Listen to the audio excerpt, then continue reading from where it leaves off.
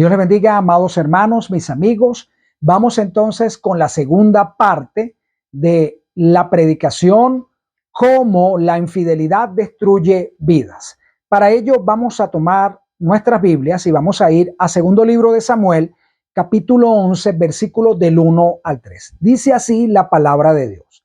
Aconteció al año siguiente, en el tiempo que salen los reyes a la guerra, que David envió a Joab y con él a sus siervos y a todo Israel, y destruyeron a los amonitas y sitiaron a Rabá, pero David se quedó en Jerusalén. Y sucedió un día al caer la tarde que se levantó David de su lecho y se paseaba sobre el terrado de la casa real y vio desde el terrado a una mujer que se estaba bañando, la cual era muy hermosa. Y envió David a preguntar por aquella mujer y le dijeron: aquella es Betsabé, hija de Elián, mujer de Urías Eteo.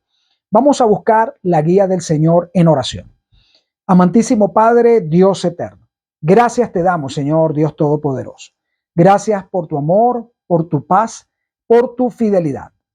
Dios Todopoderoso, por favor, llénenos de su Santo Espíritu. Que el verdadero Maestro sea su Santo Espíritu. Y permitas hoy, Dios, que seamos confrontados con la exposición de tu santa y bendita palabra. Ayúdanos, Dios, a entender y profundizar y a tomar decisiones en pro de ella, en pro de usted, Señor. En el nombre de tu amado Hijo, el Señor Jesucristo, oramos. Amén. Bueno, vamos ahora realmente a la primera sección de la predicación. Antes habíamos visto la parte introductoria y este primer punto lo he titulado así: el ocaso de la gloria, el problema de la codicia. El ocaso de la gloria, el problema de la codicia. Ya había pasado el invierno, llegó la primavera y dice la Biblia: aconteció al año siguiente, en el tiempo que salen los reyes a la guerra, que David envió a Joab y con él a sus siervos y a todo Israel, y destruyeron a las amonitas y sitiaron a Rabá. Pero escuche muy bien, pero David se quedó, ¿en dónde? En Jerusalén. Era un tiempo de reconocimiento de aquel territorio. Era tiempo de enfrentamiento, pero escuche muy bien.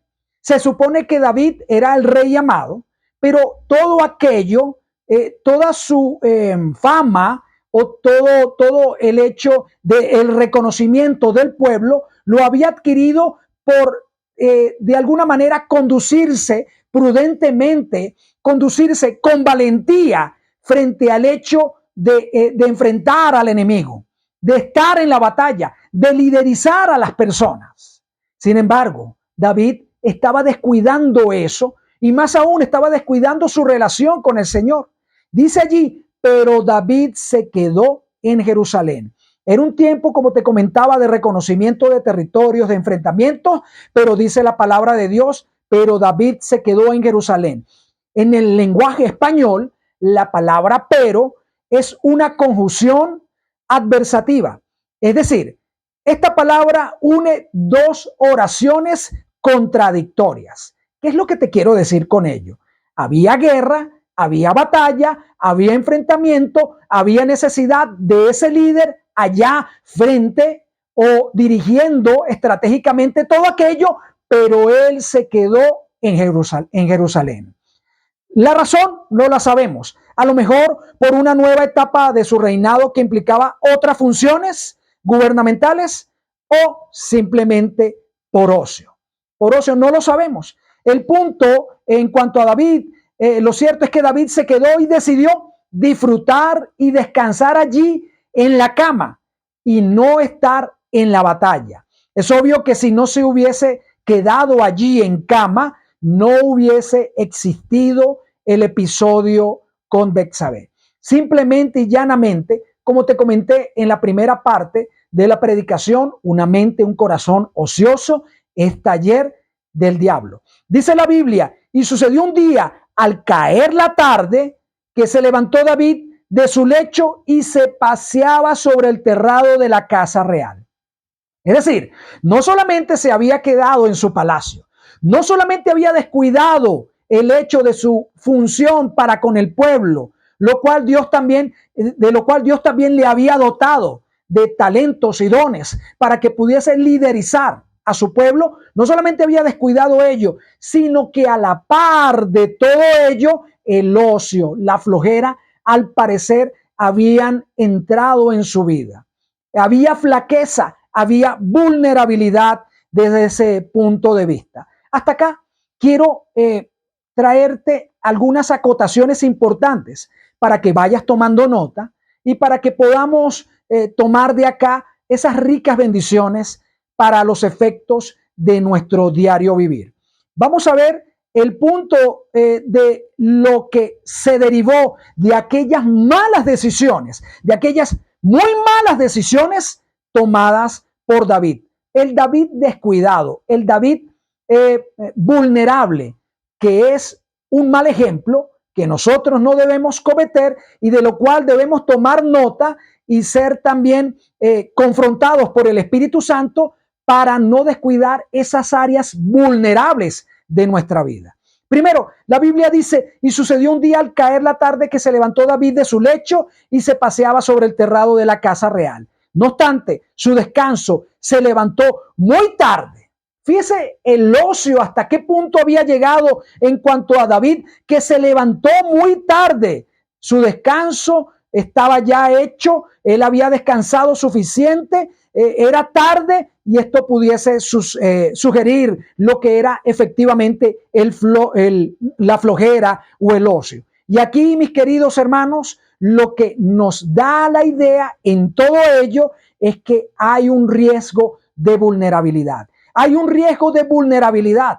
Mira, hay una práctica que tienen los judíos y que usted de una manera u otra puede observar en la Biblia, tanto en el Antiguo como el Nuevo Testamento. Y es el hecho de que no solamente tenían el punto del trabajo arduo, no solamente para su familia, no solamente para su comunidad, sino para su nación, sino que también ellos incluían en todo ello el esfuerzo en el estudio serio de la Torá. Entonces era trabajo, llegaban cansados y el estudio de la Torá, donde eran quebrados de ese punto de vista para que, escuche muy bien, no hubiese ocasión para el ocio. Estos eventos lo que realmente reflejan en David es la vulnerabilidad de su corazón. El segundo punto es allí se presenta el problema. Dice la palabra de Dios. Y vio desde el terrado a una mujer que se estaba bañando, la cual era muy hermosa. Este versículo nos sugiere que se detuvo y contempló detenidamente. Es como si estuviese escaneando toda aquella situación. No observó por observar, sino vio y se detuvo a detallar toda aquella situación, toda aquella mujer que se bañaba desnuda en el terrado de aquella casa. Este versículo nos sugiere entonces que él no retiró la mirada de aquella mujer. En esa tarde, David perdió todo, se olvidó de todo su amor por el Señor, de todo lo que era, de todo lo que sucedería. Simplemente cedió a sus pecaminosos deseos carnales. Echó todo a la borda. Echó el hecho de que, mire, fíjese esto demasiado importante. David había elaborado, era el compositor de muchos salmos que forman parte de los salmos, que es la poesía, que es el salterio que está allí precisamente en la palabra de Dios. Esos cánticos, esa música que Dios dejó allí, esa letra como tal. Entonces, fíjese esto, independientemente de ello, por eso es que Oseas dice, fornicación, vino y mosto quitan el juicio. ¿Sabes qué sucedió acá? La inmoralidad, el ocio, ceder, porque estaba en su punto vulnerable, ceder a la tentación de la carne, no quitar la mirada en aquel momento trajo duras consecuencias para ello. Y lo primero que aquella situación reflejó en David es su distorsión en relación a la relación con el Señor, en el sentido de que no tuvo temor de Dios. Si no hubiese salido de allí con los pies en polvorosa, hubiese simplemente y llanamente salido de aquella situación porque sabía que eso le podía traer consecuencias. Así que ya era tarde, ya había pecado en su corazón. Mateo 5:28. ¿Sabes lo que dice Mateo 5:28? Que el adulterio no es tal con el contacto físico, sino todo inicia codiciando en el corazón. Ya se es adúltero de corazón.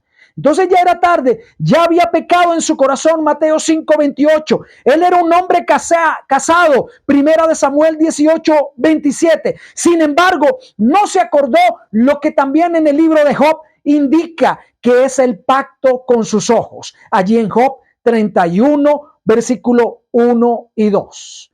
Vamos al punto 3 en relación con ello. En el versículo 3 nos da un detalle importante. Su siervo.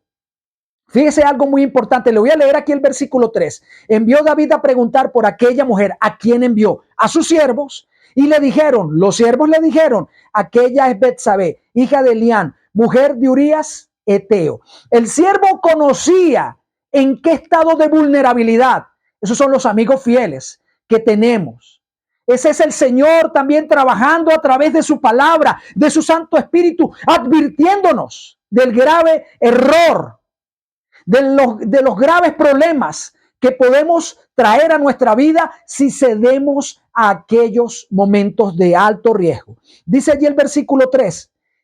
Y le dijeron, aquella es Betsabé, pero le advierten a David, hija de Elián, mujer de Urías Eteo. El versículo 3 nos da un detalle importante. Su siervo, los siervos le dijeron, aquella es Betsabé, hija de Elián, mujer de Urías Eteo. Lo que le dijo el siervo o los siervos le dijeron fue, ten cuidado, rey, esa es la esposa de uno de tus más fieles amigos.